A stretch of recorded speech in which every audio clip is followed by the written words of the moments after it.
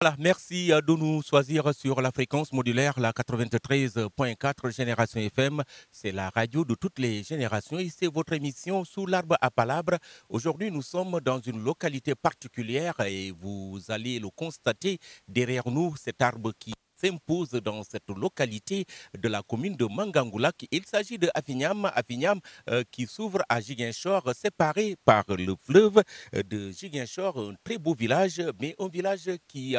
donc compte beaucoup de difficultés. L'autre difficulté, la plus persistante, disons, c'est donc la problématique de l'accès à l'eau. Donc les populations sont confrontées ici dans cette localité et dans dans les autres localités qui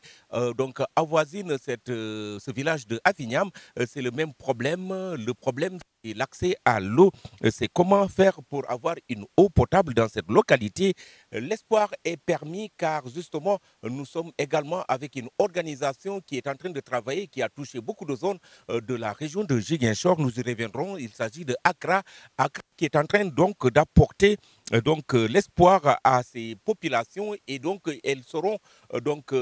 identifiées dans 6 localités de la commune de Mangangoulak, à savoir Afignam ici, Boutem, Bodé, entre autres localités qui seront bénéficiaires justement des actions de haute portée de Accra. Nous y reviendrons donc sur tout cela dans cette émission. Mais nous allons insister sur les problèmes, les difficultés que rencontrent ces populations de cette zone de Mangangoulak ici dans cette zone. Kupalom Kudiolek émission Yolul Yankonemi sous l'arbre à palabre di Atiola Nyolul Amadi Khalilou Djemé ande toñole jaddi émission e tate di bubeur obenya bo mem keb di soketi afinyam panulo bal jat di les difficultés sans les populations ko badjemi di rakami engese mu mela masetam majakam man manje uranjat le tusumut uranjat panu urong uranjat panu seo kati akra kan manje ke foy kila ku junjum man ko ndi karam ben tula samenge bukana kandi kagoro rak kande ngesey ne ma yeti e badje mu melam jat kokedi e zone we nyamo yeti community Mangangulak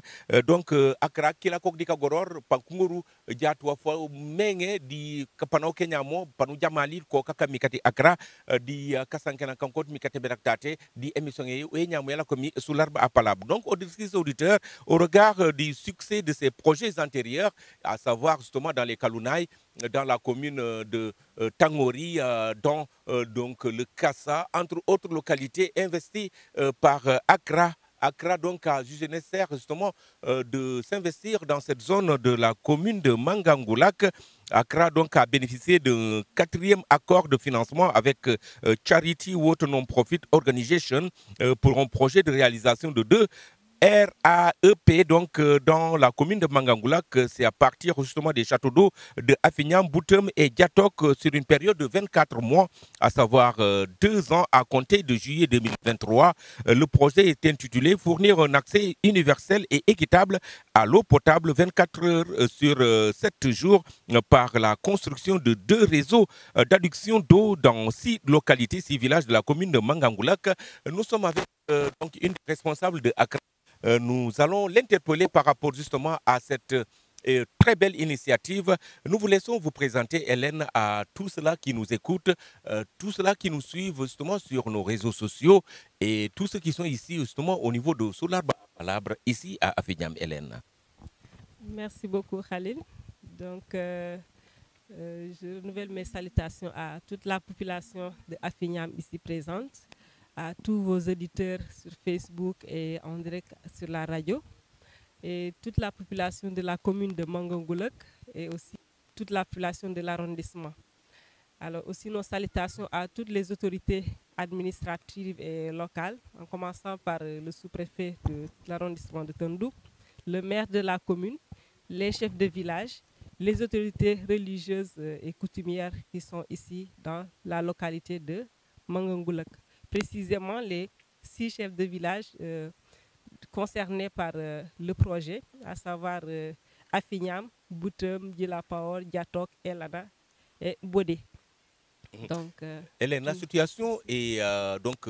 est catastrophique en termes justement de l'accès à l'eau dans ces localités que vous avez citées, Guilapao, Boutem, Bodé, Afignam même à cause justement de la proximité, certes avec le fleuve, mais à cause également du manque d'attention, sûrement justement du manque d'adduction dans la zone. Puis-vous revenir un peu sur la cartographie que vous avez faite par rapport justement à vos interventions ici dans cette commune? Alors, merci beaucoup, Khalil. La commune de Mangangoulak reste parmi beaucoup de communes qui ont encore un accès euh, encore difficile à l'eau, notamment à l'eau potable.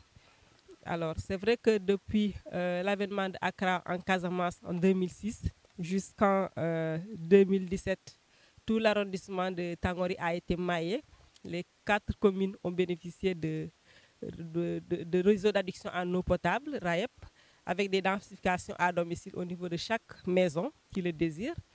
Et on a fait idem dans la commune de Boutoupa Kamarakunda pour 8 villages. Et récemment dans le département d'Oussouy, précisément dans les communes de Santiago Manjak et Moulom, pour les villages de Youtou, Efok et Linkin et Samatit.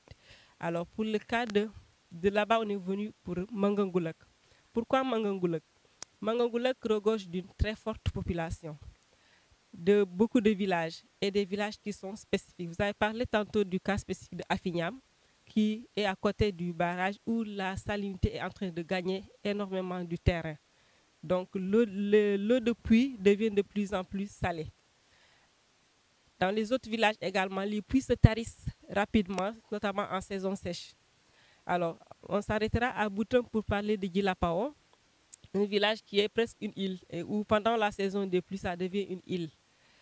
Et où les gens n'ont pas d'eau. Ils peuvent avoir de l'eau qu'à travers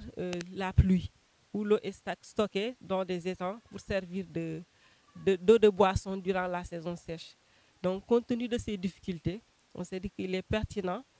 d'intervenir à Mangangoulak. Alors, le souhait de départ, c'était de prendre toute la commune en charge. Malheureusement, avec le volume de financement obtenu, donc on ne pouvait prendre que ces 6 villages en charge.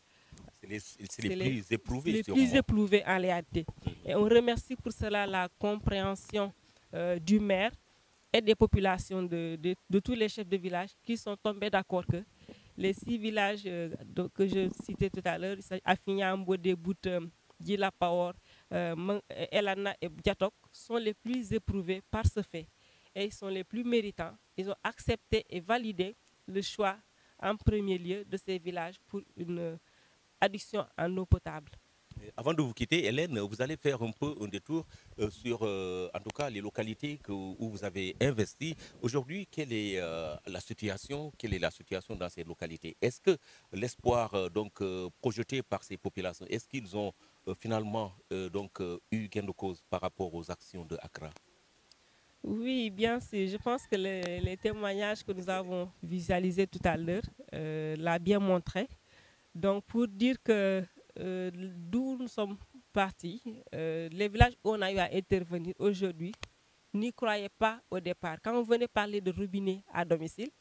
pour eux, c'était juste des leurs parce que c'était inimaginable. Alors, imaginez une localité comme Santiago Manjak, Boutoupa Kamarakunda, qui ont été affectées par la crise, où les populations avaient quitté. Et avec le retour récent, on vient vous parler de robinet à domicile, ce que vous ne voyez seulement en ville, dans les capitales régionales. Donc, au début, ils avaient du mal à y croire. Alors, pour nous, c'est ça le développement. Ne laisser personne en rade. Et nous, on ne veut pas vraiment laisser quelqu'un en rade, surtout le milieu rural. Donc, tout en étant conscient que c'est là où le besoin se fait le plus sentir et ils sont le plus dans les difficultés. Donc, avoir accès à l'eau potable a permis vraiment de changer leur vie. Parce que, par exemple, pour les femmes qui s'occupent de la collecte de l'eau, vous voyez le témoignage qu'on a suivi tout à l'heure, la femme qui se lève, le premier souci, c'est aller chercher l'eau. Après avoir travaillé dans une partie de la matinée au champ, vous faites tout pour rentrer tôt parce qu'il fallait chercher encore de l'eau avant que les autres vous y devancent, avant que les puits ne tarissent, pour être sûr de pouvoir garder une certaine hygiène à la maison. Et même au-delà de l'hygiène, on sait que l'eau, c'est la vie. Sans eau, vous ne pouvez pas préparer, sans eau, il faut boire. Sans eau, vous ne pouvez rien faire. Donc, c'est toute cette peine-là qui a été allégée. Et aujourd'hui, Accra leur a permis d'avoir des robinets à domicile. Et l'eau est disponible 24 heures sur 24, 7 jours sur 7, avec une bonne pression, donc sans souci. Et en plus, rassurez-vous, avec de l'eau potable. Donc, vraiment, jusque-là, d'autres vous disent qu'ils ils se demandent même est-ce qu'ils ne sont pas en train de rêver encore.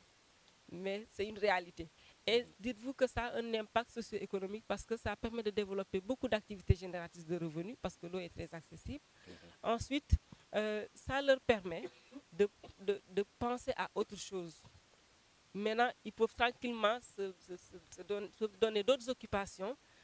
génératrices de revenus parce qu'il n'y a plus ce problème d'eau. Et ça favorise aussi le retour des gens qui étaient affectés par l'exode rural. Vu les conditions de vie, beaucoup ne venaient au village que pour des événements. Mais maintenant, ils sont en train de rentrer chez eux parce qu'ils ont des terres à exploiter. Ils ont tous les bénéfices de la nature. Ou si tu allais travailler ailleurs, on sait quelles sont les conditions. Maintenant, tu peux rester chez toi, travailler et être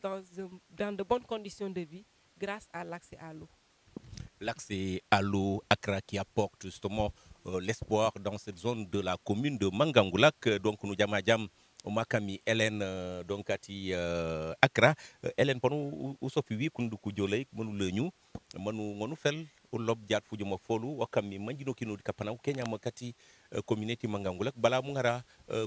les chefs de village kamitate manku lob si le masanku bajmi ma les difficultés sanku bajmi di e baje mela masetam pa kuleñu manku lob pop jum fe kuju kejaat di kanokin le kati dede di commune kati Accra Hélène kati frima fi kujolek. Merci beaucoup. Donc, vous l'avez dit,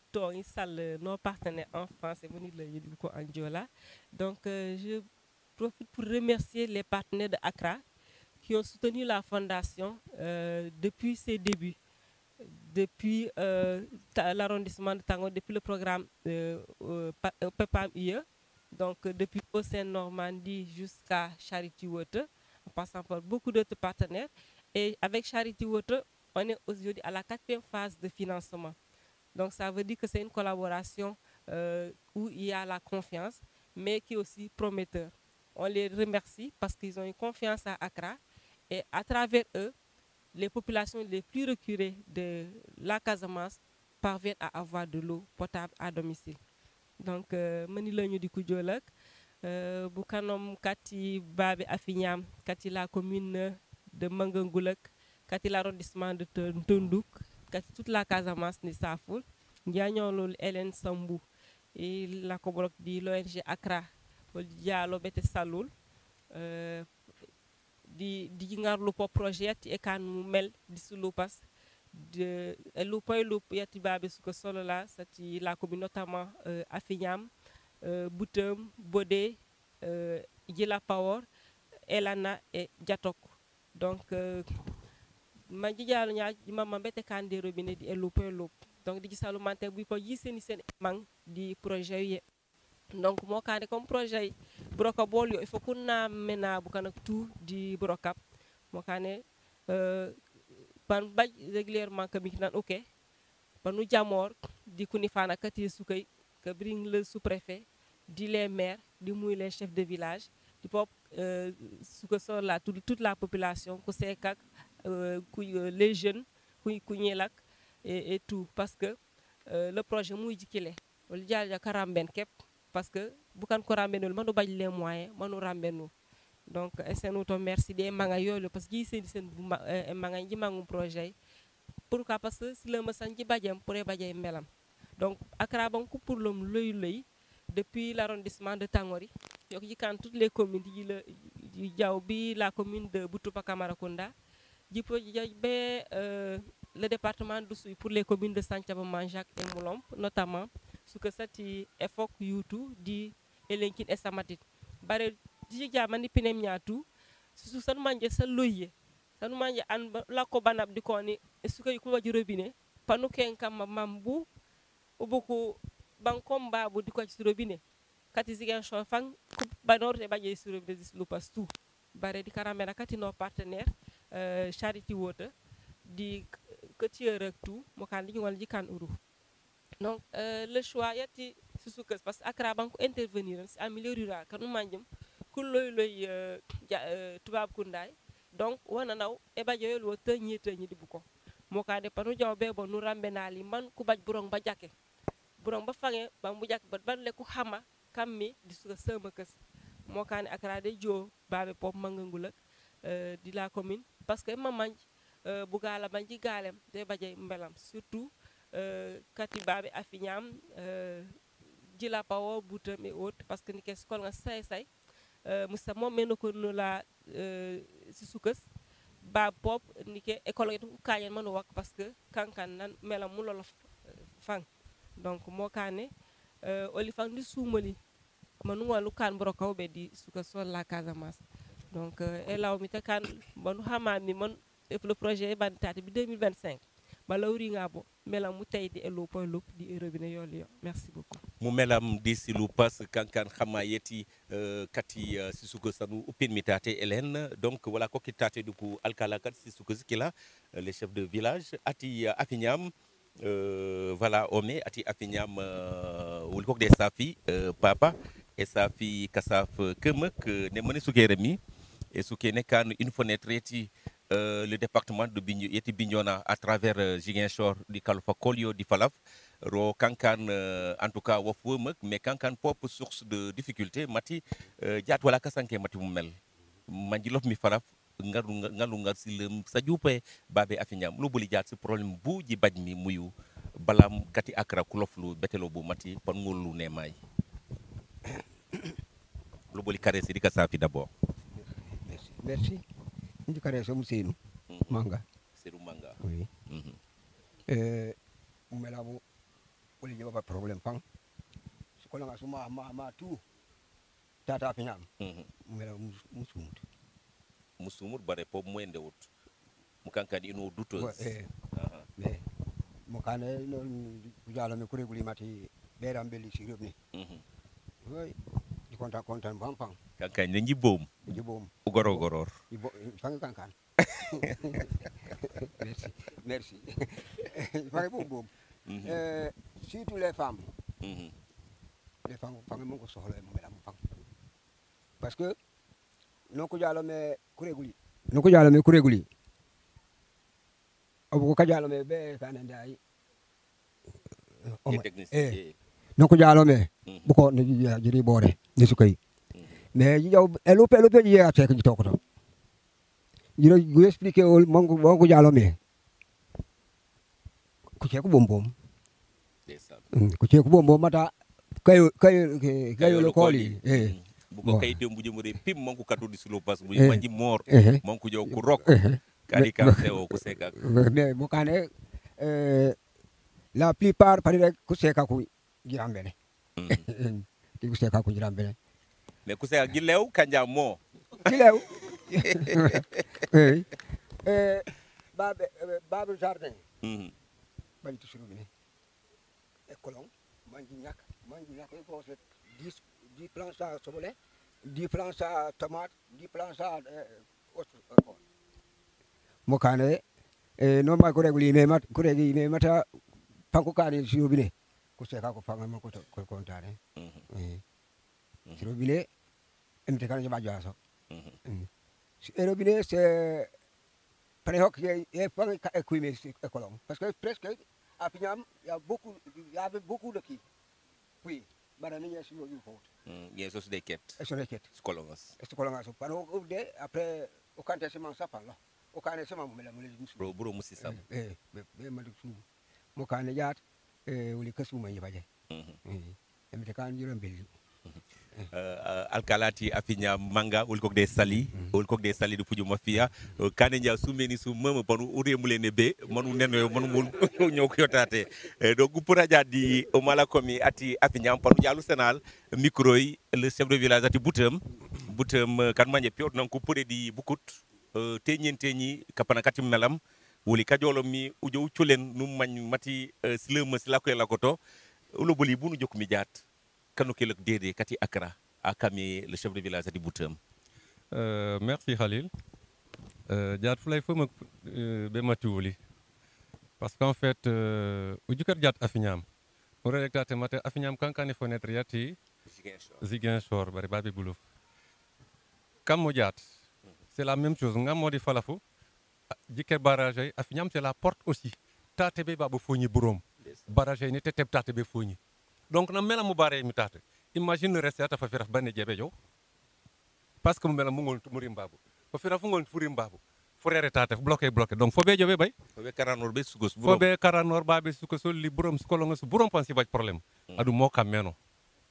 donc kulinu bo baj silam semak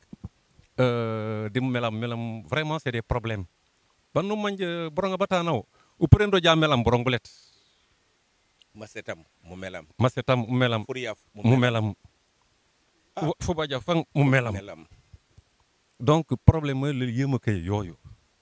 ban ni tok vraiment aynu jebe kasanke man bingol en kano les promesses jupo les politiques jolo jow diko passé pambi kano finalement bu kana ko fang yakara gombolo memek on jata naw yo bu ke man ko jallo nya ko ne melam pan ko ne he babu kabo wa mo ko rego lami jeri be kan c'est l'une des difficultés nous donc mais avec Accra quand même kala fora ku kankan Accra ku jallo jow kemi ku kankan nyako ba be nya feugi vraiment nous c'est parce que ananu manjimi oli jaatu jike jaajat présentement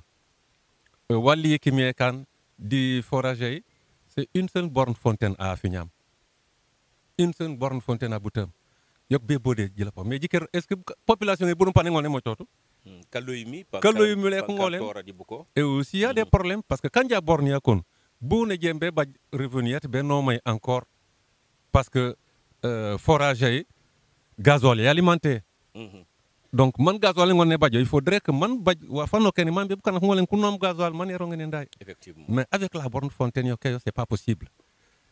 si bien que y a des problèmes donc man kono limi effectivement un toit un robinet ça c'est vraiment un rêve oli non est tout vraiment nous sommes bien man kam mo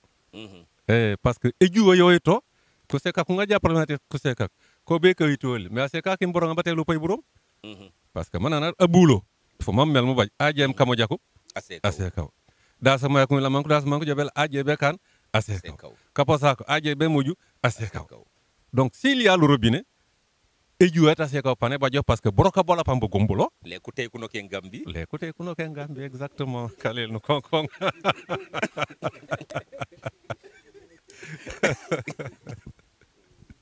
voilà donc robrum bajo jat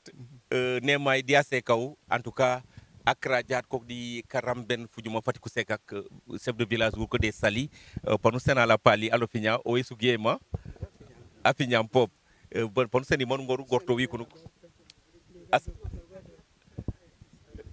jila power me kankan esukian manje botini memek buka ku kolini jat afinyam di kolini butem di bode jila power kankan tora chef manu kati mon loboli jaar la situation ji muy kan manje ji baytu mel feren foke mi telu mi ngone jinen bi jiran di fulera teñi njom de sa fu bukana ko burom nji kare som Alexis Djiba dikin di suka yati jilapo anyi latit bare jat kone nji ku sofe mani lako asef ate jilapo di lebio mamek di teñiom mata dene uru responsabilité yemek bare nene mo anyi leni ne mo panuka isuke ku sofi ku jujuk wakam di ku sofi mo kam di ijo betate di mati problème yati mu mel jat commune de Mangangulak pe jilapo e fange mané galé mati mu mel mati barat mati mu mel mati burong bata an jilapo e gagal memek le jat ñi babajuti yoki baji anyi latit di juk simpayoli signawoli manku galé jat vraiment nene est-ce que pa mbaj est-ce que si robinet fan si jaw bare ne ni fiyon mati imita yoy to teñi ma teñi si robinet fan si baj mata forage ay e jonjom woli fan doji la po du wakalier la population kunyela kandomi kami Ziguinchor kami Dakar ku namen or sikori man ku jumen si robinet jiban nen chef atibutem alobnya forage ay e ngolente senoli mu melam yo yato si robinet so sabo man si jume bare mu mel mu ngolent mu jaw matawa difficulté uyo e pompe yi e bajut gasoil le te ngole le e pompe mu mel man kana ku ngolen ko baj juju donc kan bu kana ku lañ ku décourager ko ne uru politique babu mon ko lobe nya ku jedi bete kan bare akra obuke ku jaajo yo ku bero jila po man ko juk man jom di ku lak ku wonkul bu kana kandomi man ku jo ko lako man ku mi kenil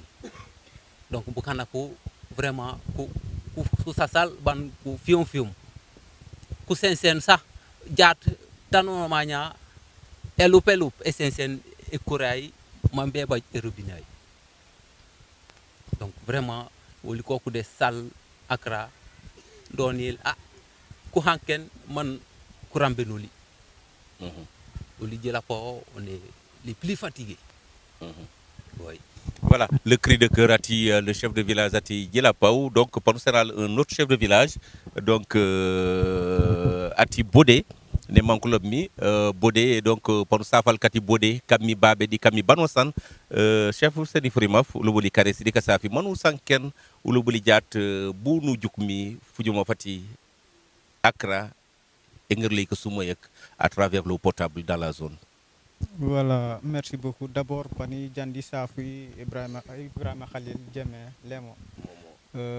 Pani Djandi Safi, je représente mon chef de village. Di salol di kafiu makanda fiu momi mana bonlo mi je mat fu jot fana me nanu fe. Presque quoi ku sefa ka sankenya ingonela ku bamban ka sankena ko. Kontante fanji baje di nan akara kuluflulim bete e loboli wa fona men nan e baje tum melam parce que ujike jaat na man le chef de village Djilapora alabnya ke biring simit woli ba bajorti wol joddi si problème sati melam mu melam ku seka ku sirtu na man lo bale nyaaw sankena jaatu jaabe ko lañ la di ko tat ku seka ku du jaal bete jow ku seka ku gale gal fang c'est que gale gal fang donc akara ku luflu li jaat di côté de karam benoli mu mel di sirobine vraiment di content parce que o manja man boronga bololal wala pew manja man du ngontoronga sa mu melam wano san wandu jebete kan mu melam fok mu mat donc ka content fanji baje bari ñe problème yi wano nike jaat babaj kalo fotate kuke aw bete lofil bete lobil wadna me nam melam di ko ni udu politique surtout lako jaat avant Accra babaj kam mundene kuno kenul kuno kello no ken labangut ofor labangut donc teñi nike memek bebu kanako kafium bare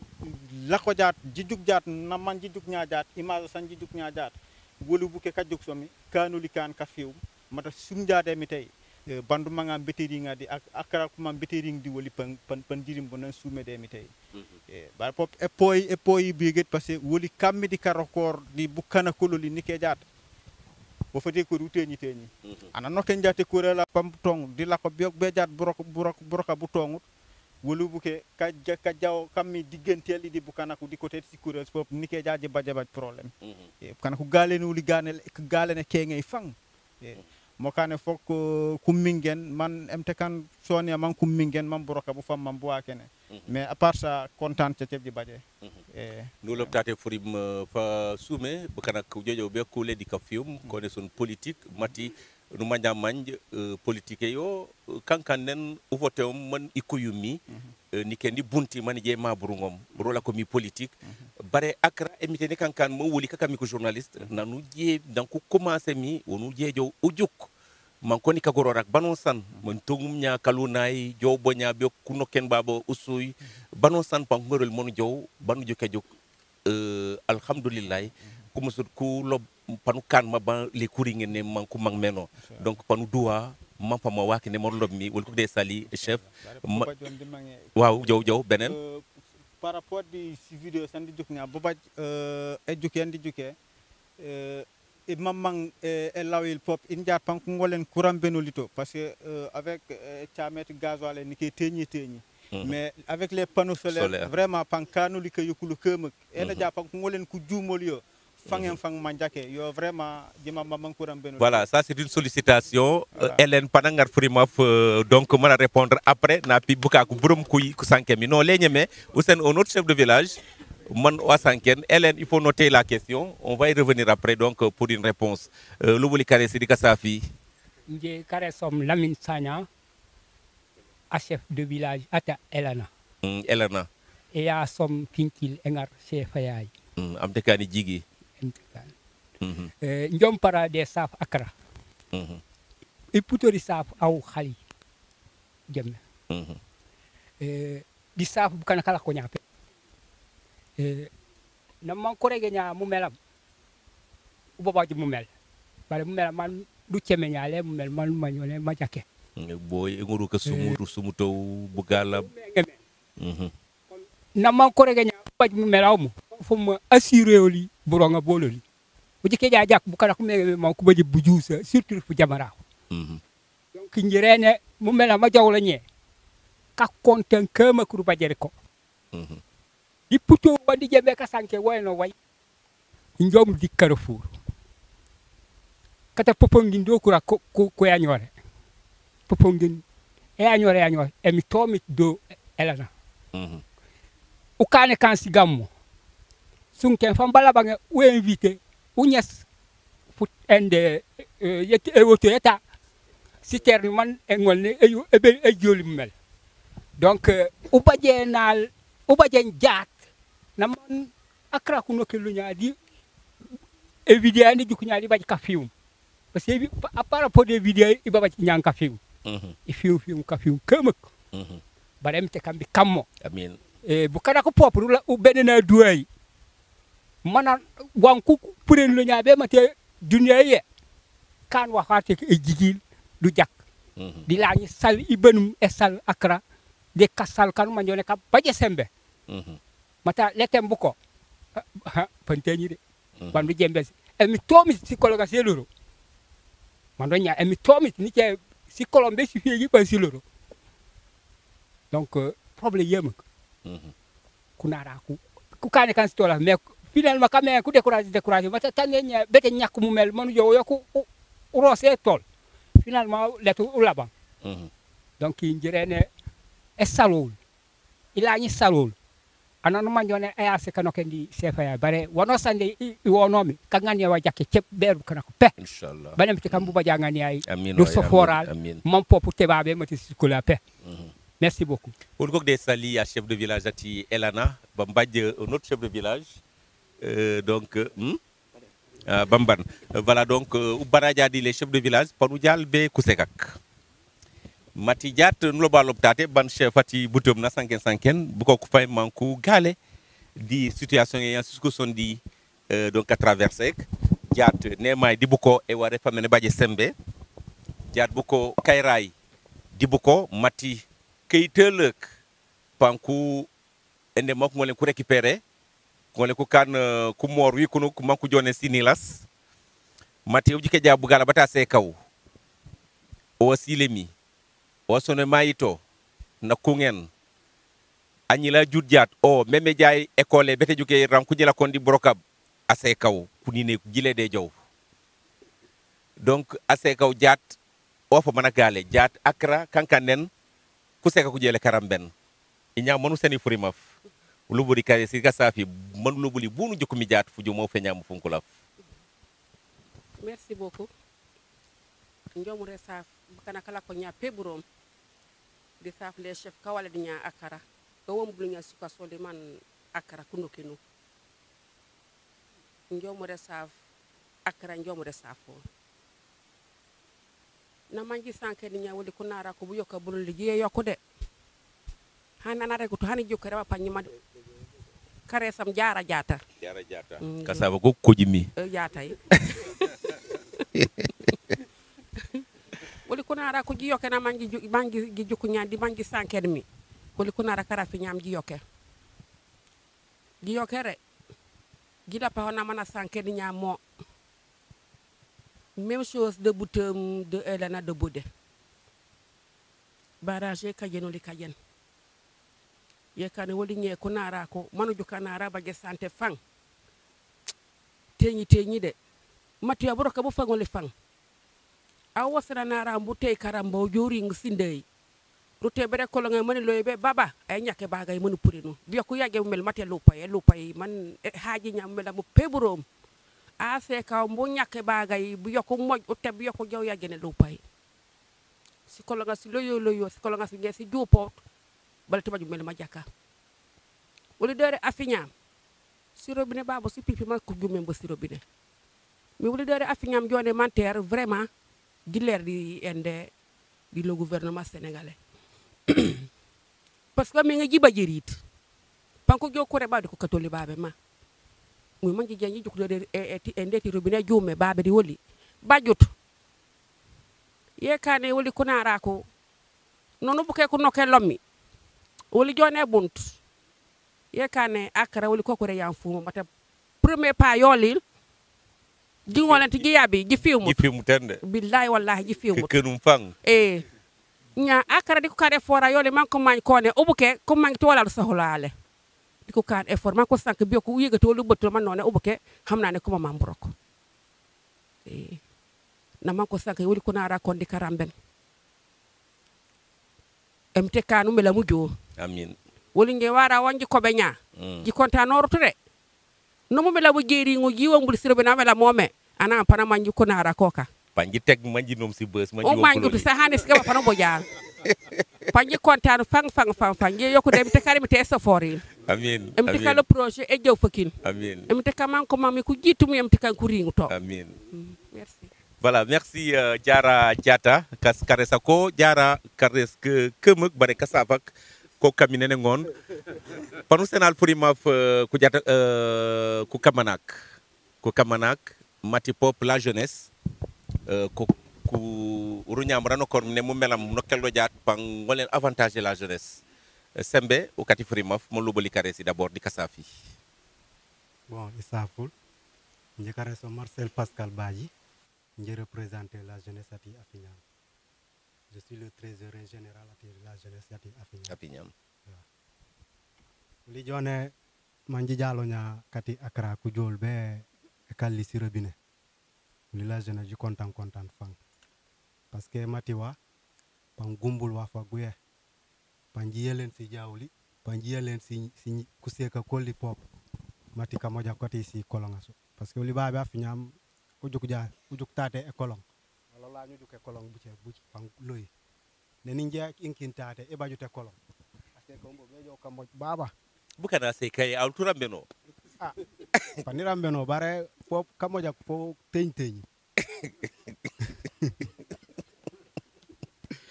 donc li jone sumli sum fang man Accra ko jalo be kali siro binasu bam pop Accra bu ko pop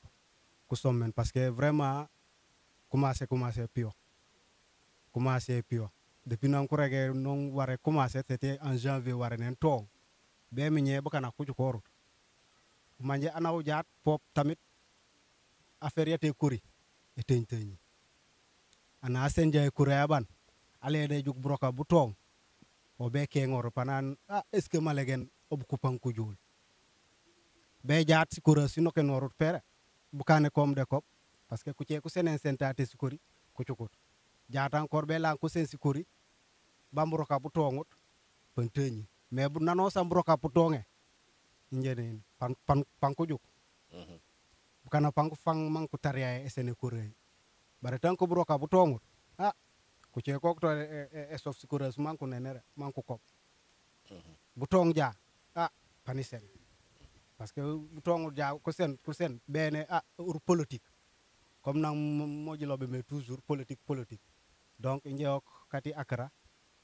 ji sofur li janken manji taria comme ça bu roka bu di bu tong jas Voilà, au de Sali, donc trésorier, représentant de la jeunesse, donc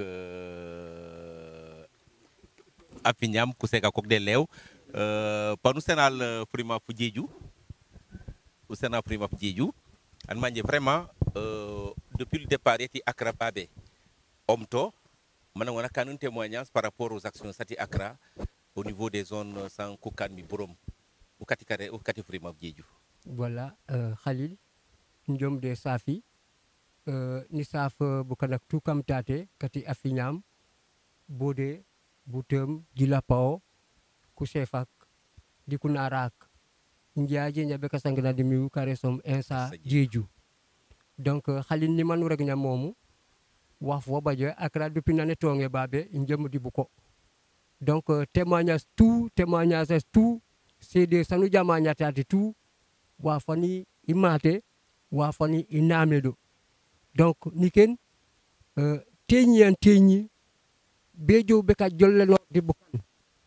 Man yi sanke ni mati Accra beka no ma. Ni juk anakila bulunkum na baji ke kuli kati wani lobeonya waf pauka, waf walegen, waf wabajoe. Alors, mais, dunia toujours kasanke no rakep. Kasanke no rakuk kila ko kilum, mani hiji won kususukas, di lako di jimik, di lobil, tintima di pullo, uweji kane, tintima di pullo, uweji kane. Mokane, ko won tati ma 2006. 2006 Accra etontong di communauté Kubalang. Di communauté Kubalang, maikando si robines, communauté Kubalang e kankan e communal manje, si suksoma, unyan di si fegir sondo. Ko suk, e loup, e robinet yoido, di jikando e douche. Bara non san e babaji compteur yolio. Donc de communauté Kubalang yekune yoyu, forage soni fotok sondo, si château d'eau soni fotok sondo. Donc anosan aje jaat communauté Kubalang.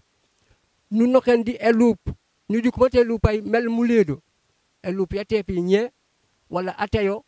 acha mut mu melam, manku kupeo, wala asolot betengar mu melam. Donc, ou wafon manje wabaje de communauté Kubalang. Nanji pourdo, di jo, di communauté Nyamon. Communauté Nyamon, si suksoma, ungen die kon sondo. Bari communauté Nyamon pop, miji fang manjilo fore di Nyamon. Jilo forja di Nyamon, ni mire, velja Nyamon. Surtout kanju ya fang manelo fa miu tate. Miji wara di man mati, Accra wako ujagobel, wangu sankiri nya di ko rego, du ko wang fisukusu, waf wabaje, wala waf wabaje. Donc, Nyamon nenu si suksoma ungen die kon. Manji kan burokab de suksoma ungen die kon ne ko jibban. Di jikani si douche, jikani si robinet, di pupurdo, di jaw di communauté Tangori. Communauté Tangori, e kankan ni wari ngi si soni kabanan di si fegir. Alors, kabirim tate tendiman, bi juru, jimakakor, egilei, sutu, nyasarang, kawujul, kasila, jilondi, jijo bi mangulen, jijo be petit kulay, bu tout ji kankan mumela. Donc, yokane di jonu, woli sankneya, jirabtu mati, jakum jikoli de, bar pop jifim, mati wajiregene wajikane, pajikano, mtemong ja pajikano. Donc, najibanum Kubalang, najibanum Tangori, jijo di communauté wong, susu kabanan di sibakir, baredo, rewro boj esuk yiken, sa rewro ma sibaje mel, majikando, molam pop yoki jibanso, kiti di pour wong, di communauté majaw di communauté butupa Kamarakunda di arrondissement Niaguis, susu soma futok di figi. Donc, bobutu baji pour le nya, susu sikila, susu ko soli, population e fanfamane e ruke population yati babenye. Donc di kanja ek di ban da communauté butupa Kamarakunda na di purdo di jawbi arrondissement département di Oussouye di arrondissement Santhiaba communauté arrondissement Santhiaba Mancha di arrondissement Cabrousse, n'est-ce pas, di communauté Santhiaba Mancha man di kan susuka sala comme youtu efok susuksan manje saruke bare manji bonket parce que histoire il faut sanken yo pour man kanak ku baj ka film mati no jukala juket si video starting bukan nak kurek mati buka na mela mo jalom no buka ko lañ lom bi suki parce que dikatiñe kam fa mu lakenum kamenge ko pumpum surtout kapanakati yutu di époque surtout kapanakati yutu de fok elu bo jamati yutu de fok uli na pulo bum ando uli bejo yutu be wala bejo yutu ko ku kengelu ken mi be kam bu manji jow bi babu il faut manji kan protocole se jupe e juk bukan ka jupe ko autorité ka jupe pour man ko senoli autorisation ngay manji ngole ni noken non seulement e ja tenteñi bare buru nga fambo bobu jakut lant fit ulu ngarum sikore akray ngari mané jonen pisati depuis tatu emay yoki ji traverser le parc de la basse Casamance yoki be yutu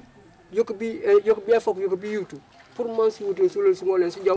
panu u dasoma Ziguinchor nu jaw kontong ende efok voilà donc nye ko ani kati ko militaire sa na ko jukol ko ne mi boji kale manji joba mo kane c'est le moment aussi man ngondi sal ko chauffeur ko loli parce que bukan kan manje ku wakli niken ewote ering ja dulay ken mati kurek ja mati wote pane wuj asufrari ja pane ngole ni jaw uli fangul di filmiri foko ne pete sum dom nanim te ton kalubak e wote pe no kan yok mela mu singinde solio alors mokane burka bukani kan da sancha ba manjak e kilawyu bukani kan di communauté mulomp ni manji jukum pop tenteñ mom bukana ka fimote ku lake lakoto bare buka kone u fimuta manosan bare nujuka ju kajalo makone bete kanola wotu wakliya mukana manujuka ana upanu ket ke yas kokun la tuketu yasu gaba wakliya manu kana be kala kom kan ningulo rek sunsu demité banosan banire ya banji pure on a fait une inauguration ba inauguré mab kada tout ku joku la ko manku ansan ay sen contana yola ay sen contana la ji sil ku sa ñanku ndak diku ku toko njeluway diku boom alors donc kanjar mo biere gu mati wafal manje wo badje quoi mo kané yokubi elenkin vraiment an bi jaatu jaw jaat bu kala mo jijugo parce que témoignage yokane ano banu baj ka fima kala ko koloke njombe safu kuseka kunarak ni safu memek et di wakil memek di anken sunjalimte panuringal merci voilà donc témoignage eti Insa Diédhiou admanye vraiment omdo Accra depuis nan etonge babe di Ziguinchor babaji etiengi tate mati teñi ji jojaji kan forage ji ban di kat les populations man ko ku débrouiller ni ken le ko len ku jojen be enomi gasoil yo enomi toray lal nangi tong Accra ba jwanji kane ka panakati kasa ole manjikani jikati avec le gasoil jikani installation yeti solaire yonomi ko nye ka gérer kati maintenance rek yonomi courant yo balé bilé seni courant man melam ku bajmo nema ni famene e jupoy elen seni micro mon ngonu felto man ko magn bu jot meju mi lay buké kati communauté mangangulak. Merci beaucoup Halil. Ni sal pop à quel moment la question parce que ça prouve que le projet est réussi. Ban pour du coup mais mon temps déjà été quand continue. Donc merci beaucoup pour la question. Mani le ñu I wolen Nora nous dialom pour les rencontres d'information depuis octobre. C'est vrai que les vidéos résumées. Donc, nous que le projet, surtout avec des contributions. C'est pour que moi, Asen Ekoroyola, bande film que le projet avec la Kileyo. Et Robinay, o Kiyo. Let Robinay Kati Accra, Manosan Kani Kati Accra Kude, et la Kobo Momu. Lete joineni lete topotori yok nike pare kajen parce que on a mené école e gene ya di wafaw panu fa manu sofek aw kile donc manu kana munu mikenam kanak tout le amay tout man baj appropriation c'est-à-dire wakara ku sof que wan akra kombe kanay donc ku jebete kanay pour ber sukas donc ano sande lu pay aw baje robinet ya aw kiyo let akati akra ku kile woli ji réaliser d'accord mais kilay muy jikila ano san aw kile robinet ya bare pop le projet ba financé ban mais ni ke panu ndi brokap parce que l'étude candidat en 2021 2022 ou jusqu'à 2023 ça a été validé alors dit l'étude le partenaire a validé le coût bare pop entre temps surtout 2022 2023 su lup sono bu si benone di suka solo là il y a une évolution tate balaji bal on a dit que le projet pendant 2 ans avant la fin du projet sur le sono bu si yebe ka beneno encore donc urutu il faut une prise wajebe ka supportero donc au-delà de l'augmentation ça les maisons nous jukajuk les prix des matériels wonno salo ko beneno donc urutu nous on prévoir wo manu prendre tout en charge il faut que baj ekoria nu nene pour en cas bare pour jaato pop jone olaw banale brokap nike ekore yu pane ramben pour faire face à ces changements l'augmentation du coût du matériel du carburant et autres jusqu'à la fin dans le dial bete ban brokap bare jone u kan ja momo panu sof man aw kile bare non san brokap bané c'est sûr que ekore yu hani pane gori pour faire face aux évolutions mais pambaj wa jupa wa jebe karinoto le tungo nu leñu manu lañ anosan maji dépenser marino manu lañu lañ anosan nu fali manu seno wala yola non parce que nous on kam parce qu'on a les reçus nous manje maj ay ku sene et tout mais ure kaka un projet communautaire letel lu pio ko ne mangero bi ne man akra ko jo hamayati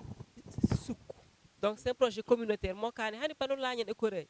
oli nu mangé mag manu fang manu minjenale l'entente la cohésion kajamorak di susukas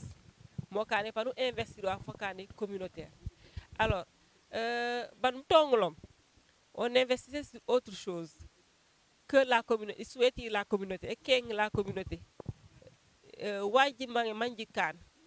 wak ikore nom sanga merino waji mangé manu kan pour toute la communauté tous les villages bénéficiaires buka ko rek l'hôpital ji mangé buka ko l'école ji mangé man jiramben buka jima manu jiramben l'hôpital di bu beben comme nous kanum a won on a donné un gros lot de médicaments di jikani la clôture l'école maternelle de Sindialon di équiper le poste de santé de Sindialon di jikani aussi des édicules des latrines l'école maternelle de Sindialon parce que urtu bajent ku bajent tale sa jaké ban ko ñir ben aussi l'école yo ne la ko juste de la route de Marsassoum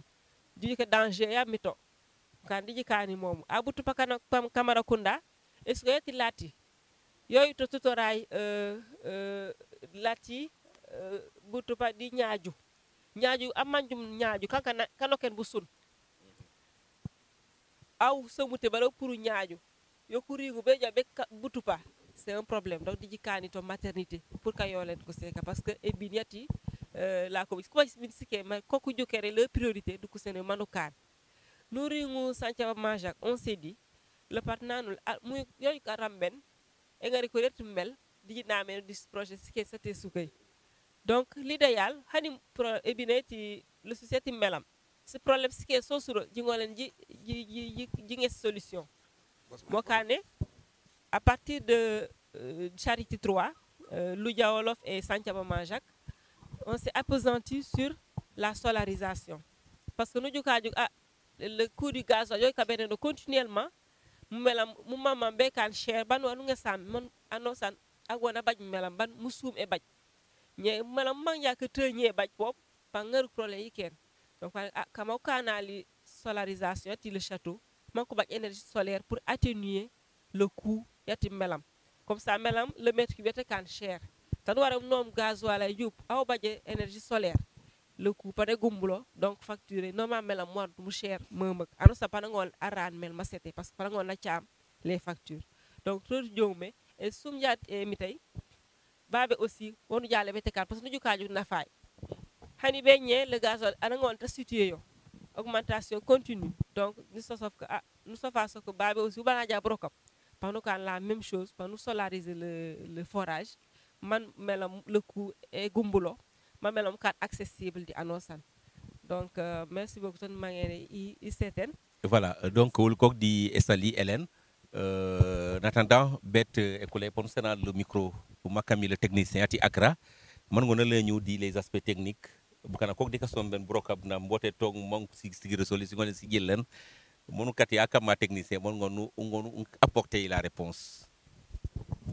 yo inje iseni merci aw Halil Jemme ni sentu merci bu kana ko pour tout ka jaram ko do commencé kami ka ko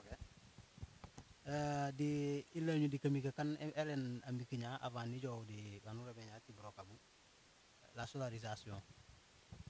solarisation e kanati solaire di endai bu les forages kan kanonu manje wakane babajena fa womuk di manji kanya baba di ende